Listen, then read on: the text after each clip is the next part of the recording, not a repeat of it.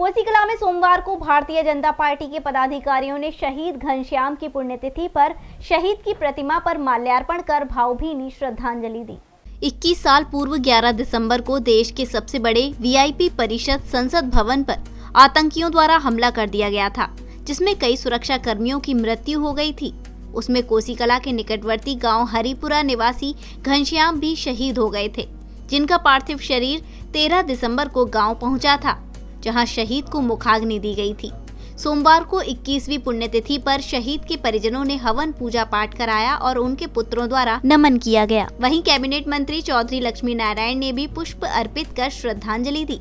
वह भारतीय जनता पार्टी के वरिष्ठ नेता रघुवर सिंह तोमर ने बताया कि शहीद घनश्याम की शहादत की सूचना गांव में हम लोगों को मिली थी तो पूरा क्षेत्र गमगीन हो गया था, लेकिन हमको गर्व भी हुआ। अपने भाई ने देश के जनप्रतिनिधियों की सुरक्षा करते हुए जान न्यौछावर कर दी। हम ऐसे वीर को शत शत नमन करते हैं।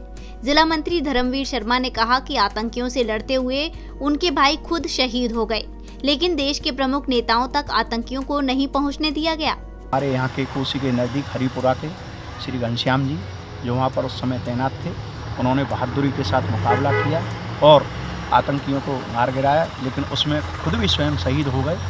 ये हमारे क्षेत्र के लिए बहुत सम्मान की विषय है कि हमारे यहाँ के व्यक्ति ने, हमारे यहाँ के सैनिक ने अपनी जान पर खेलते हुए पूरे संसद की रक्षा की, देश की रक्षा की।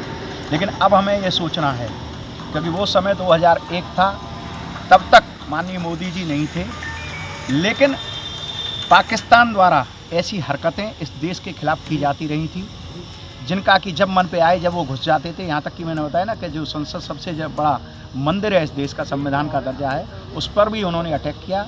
लेकिन अब माननीय मोदी जी की भारत देश में सरकार है, अब तो हम अंदर पाकिस्तान में भी जाकर उनको मारने की क्षमता रखते हैं। लेकिन चंद कुछ गद्दार ऐसे रह गए हैं जो देश में घुस करके आतंकवादी घटनाओं को कभी कभी अंजाम दे देते हैं, लेकिन हमें घबराने की कोई ज़रूरत नहीं है।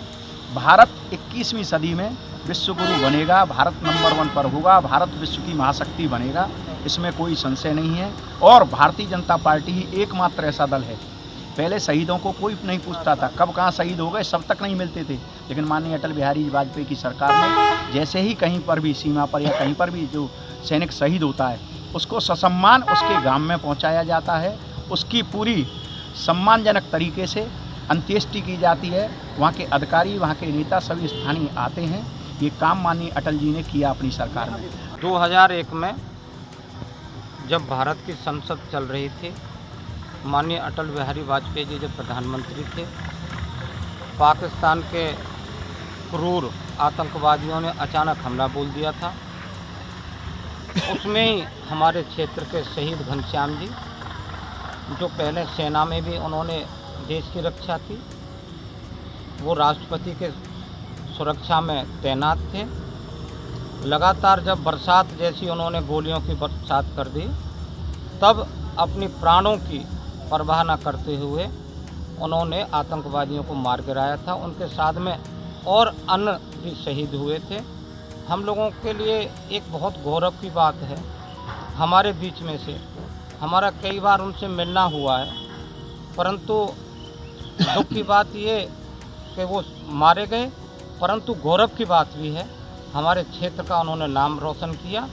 और जो देश की संसद को बचाने में उनका बहुत बड़ा योगदान हुआ, इस बात पर हमको सभी क्षेत्रवासियों को गर्व है।